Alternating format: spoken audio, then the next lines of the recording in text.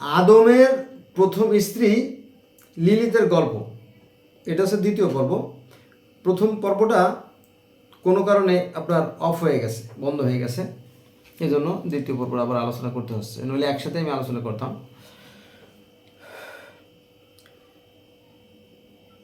আদমের প্রথম একজন স্ত্রী ছিল, তার নাম ছিল লিলিত।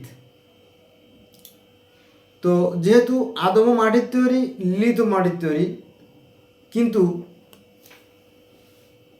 লিলিতকে সৃষ্টিকর্তা একটু রূপ, একটু গুণ, একটু সৌন্দর্য, আকর্ষণ একটু বেশি দিছে। সে নিচে থাকতে চাইল না, সে অহংকার করলো, বলল তোমার চেয়ে আমি শ্রেষ্ঠ। তো আদম বলল যে না, আমাকে তো শ্রেষ্ঠত্ব দিয়েছে, নারীর প্রতি আমার কর্তৃত্ব দিয়েছে আল্লাহ পাক। বলো না, বাস্তবতা বলে না, আমি রূপবতী, গুণবতী। এই নিয়ে দুজনের মধ্যে দ্বন্দ্ব। আদম বলল আমি উপরে থাকবো, তা বললো হাওয়া বলে না, আমি উপরে থাকবো। এরকম ঠিক, তা উভয়ের মধ্যে বেশ বিরাট দ্বন্দ্ব হয়ে গেল। দ্বন্দ্ব হওয়ার এক পর্যায়ে লিলিত অর্থাৎ প্রথম স্ত্রী রাগ করে চলে গেল। এখন এই যে বিশাল পৃথিবী, বিশাল এই পৃথিবীর কোথায় লুকাইছে, এটিকে বলা সহজ সম্ভব না। তখন আদম আলাইসাল্লাম আবার সেই সৃষ্টিকর্তার কাছে নালিশ করলেন, হে সৃষ্টিকর্তা, আপনি যে নারীকে আমার সঙ্গে দিয়েছিলেন, সে তো রাগ করে চলে গেছে। তখন বলল ভারী মুশকিল। তখন সৃষ্টিকর্তা 3 জন ফেরেশতাকে পাঠালেন, সেলয়, শেষোলা, সেমানবেল, 3 জন ফেরেশতা। 3 জন ফেরেশতাকে পাঠালেন, যাও তো দেখো তো কী হয়েছে ঘটনা। তখন ফেরেশতারা আসলেন। ফেরেশতা আসার পরে লিলিতকে খুঁজলেন। অনেক খোঁজাখুঁজির পরে তাকে পাওয়া গেল মিশরের একটা সাগর পাড়ে, অর্থাৎ ইউফ্রেটিস, টাইগ্রিস, দজলা, ফুরাত যে নদী, তার কোন এক পাড়ে তাকে পাওয়া গেল। তুমি চলে আসছো কেন? লিলিতকে প্রশ্ন করা হলো। সে বলে যে আমি ওর সাথে সংসার করব না। কি মুশকিল, করবো না? বলো না, কিছুতেই করবো না। ঠিক আছে। তখন ফেরেশতা আল্লাহর নির্দেশে তাকে ইসমে আজম শিখিয়ে দিল, সে চলে গেল, স্বর্গে চলে গেল। এখন আদম তো একা পড়ে রইল, একা থাকা তো ভালো নয়। তখন আল্লাহ পাক আরেকটা সিদ্ধান্ত নিলেন যে আমি আদমের পাঁজর থেকে নতুন করে নারী সৃষ্টি করব। তখন অ্যাডামকে বা হবাকে বা হাওয়াকে সৃষ্টি করা হলো।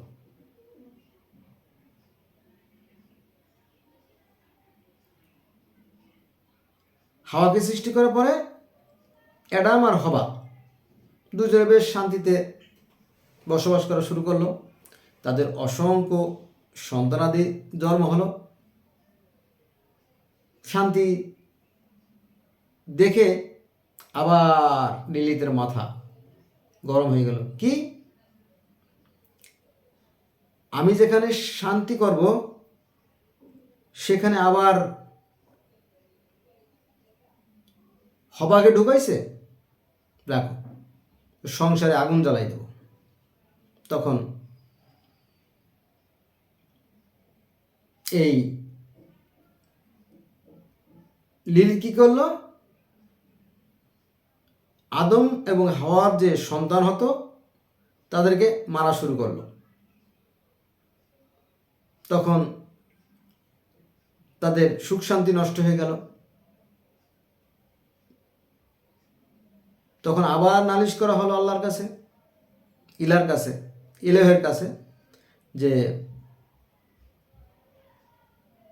আমাদের সন্তানগুলো হত্যা করে ফেলতেছে লিলিত। ওই যে লিলিত মানে আদমের প্রথম স্ত্রী, তাকে আবার পাকড়াও করা হলো। কি ব্যাপার, তুমি এই আদমের সন্তানগুলোকে নষ্ট করতেছো কেন, হত্যা করতেছো কেন? বলল সে আমার সুখ শান্তি নষ্ট করছে। বললো কোথায়, তোমার সুখ শান্তি নষ্ট করে না, তুমি তো রাগ করে চলে গেলে, তুমি রাগ করে চলে গেছো না, চলে গেছো, আবার তোমার সুখ শান্তি কই নষ্ট করলো? বলো হ্যাঁ, আমি সংসার করব, অথচ আমি সংসার করতে পারলাম না, আমাকে বাদ দিয়ে হাওয়াকে বানাইছে, এখন সে শান্তিতে আছে, হ্যাঁ আমি এগুলো সহ্য করতে পারছি না। হুম। তো যাই হোক, এভাবে অনেক কথা হয় ফেরেশতাদের সাথে, সেই আদমের প্রথম স্ত্রীর সাথে অনেক ঝগড়াঝাটি হয়। তারপরে একটা সলিউশন তো হতে হবে, ফয়সালা তো হতে হবে। তো বললো ঠিক আছে, একটা ফয়সালা হোক। তখন বলো যে যদি আদমের সন্তানদের হাতে আমার নামের তাবিজ ধারণ করে, মানে তার কিন্তু অহংকার, ওই যে প্রথম স্ত্রী, হিংসা, হ্যাঁ বিদ্বেষ, ঘৃণা ভরা, বলছে যে যদি আমার নামের তাবিজ তারা ধারণ করে তাহলে আমি তাদেরকে মুক্ত দেব, মুক্ত করব। প্রতিদিন যেখানে আমি 100 সন্তান হত্যা করতাম সেখানে আমি কম করে করব। বলো ঠিক আছে, তাই করা হবে, তুমি যাও। ঠিক আছে, এলো একটা বর্ণনা। দ্বিতীয় আর একটা বর্ণনা আছে যে যেহেতু লিলিত তার স্বামী আদমের সংসার করতে পারলো না, এবং সেখানে আবার হাওয়াকে তৈরি করা হলো, এই হাওয়া এবং আদম এর যে সুখ, অ্যাডাম আর কি, আদম হাওয়া আর অ্যাডাম হাওয়া একই ব্যক্তি, শুধু এক ধর্মে এক নাম হয়েছে। আবার হিন্দু ধর্মে এসে হয়েছে আপনার মনুষ্যতরূপা। তো এই সুখ শান্তি দেখে সহ্য করতে পারে নাই, ফলে কি করলো, সে শয়তানকে লেলিয়ে দিল। পরে শয়তান এর চক্রান্তে আদম হাওয়া আবার স্বর্গচ্যুত হলো, এরকম বর্ণনা পাওয়া যায় আর কি।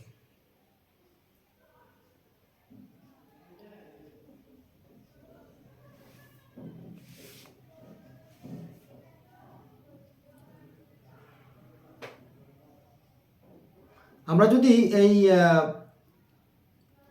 ইহুদি তালমুদ পড়ি তাহলে দেখা যাবে যে সেখানেও ওই 6 দিনের সৃষ্টির কথা বলা আছে। যেমন কোরআনে 6 দিনের সৃষ্টির কথা বলা আছে, কোরআনে যেমন 6 দিনের সৃষ্টির কথা বর্ণনা করা হয়েছে, ঠিক তেমনি সেখানেও 6 দিনের সৃষ্টির কাহিনী বর্ণনা করা আছে। সেখানে এভাবে বর্ণনা করা আছে যে চারদিকে ছিল শুধু পানি আর পানি, আর অন্ধকার আর অন্ধকার। তারপরে হঠাৎ করে ঈশ্বরের দৃষ্টি পড়ল, তিনি চিন্তা করলেন যে আমি সৃষ্টি করব। তারপরে তিনি মাটি সৃষ্টি করলেন প্রথম দিনে, তারপরে দ্বিতীয় দিনে আপনার গাছপালা সৃষ্টি করলেন, তৃতীয় দিনে জীবজন্তু, চতুর্থ দিনে পশু পাখি, তারপরে চন্দ্র সূর্য গ্রহ নক্ষত্র, এবং সর্বশেষে ঈশ্বর তিনি তার মতো করে, তিনি তার মতো করে আদমকে সৃষ্টি করলেন। কিন্তু বর্ণনা পাওয়া যায়, এটা হচ্ছে আপনার ইহুদিদের গ্রন্থ বুক অফ জেনেসিসে। আবার পবিত্র কোরআন শরীফে যেমন 2 নম্বর সূরা বাকারায় যে বৃক্ষের কথা বলা আছে, এই বৃক্ষের কথা তাওরাতে আছে, জব্বুরে আছে, ইনজিলে আছে, বাইবেলে আছে, কোরআনে আছে, বেদে আছে, হ্যাঁ বহু ধর্মে এই বৃক্ষের ফল খাওয়ার কাহিনী আছে। তো এখানে কি আছে, মানে ইহুদি তালমুদে আছে যে দুটো বৃক্ষ ছিল, একটা হচ্ছে জীবন বৃক্ষ এবং অপরটি ছিল জ্ঞানদায়ক বৃক্ষ। আর এর মাঝে ছিল নদী, এর মাঝখানে ছিল নদী,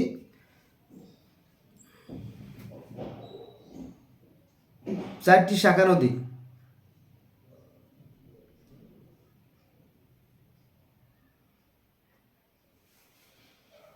এরকম তো বিষয়।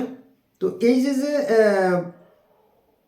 আদম এবং তার দ্বিতীয় স্ত্রী হবা বা হাওয়ার যে সুখ শান্তি, এটা দেখে প্রথম স্ত্রী লিলিত সহ্য করতে পারলো না,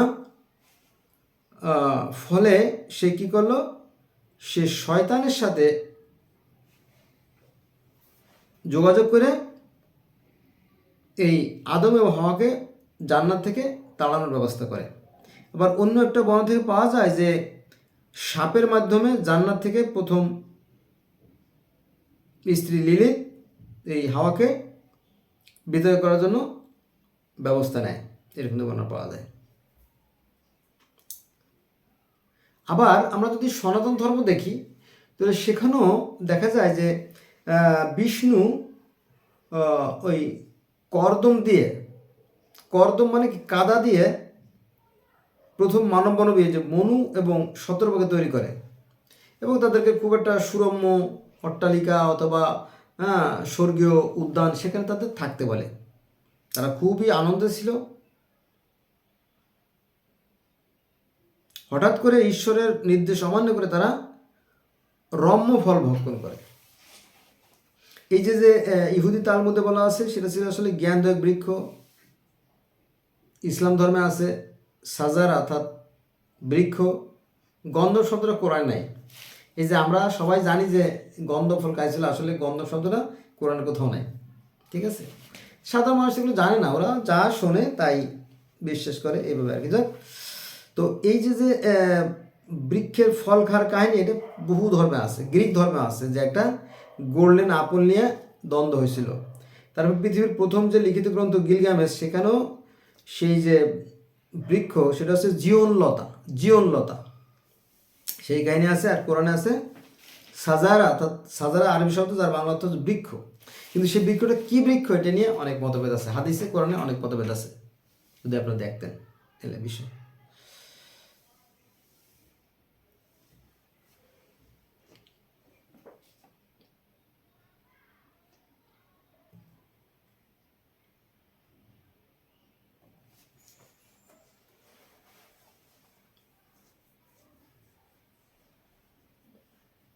বন্ধুরা আজকে এই বন্ধু রইল, সবাই ভালো থাকবেন, আল্লাহ হাফেজ।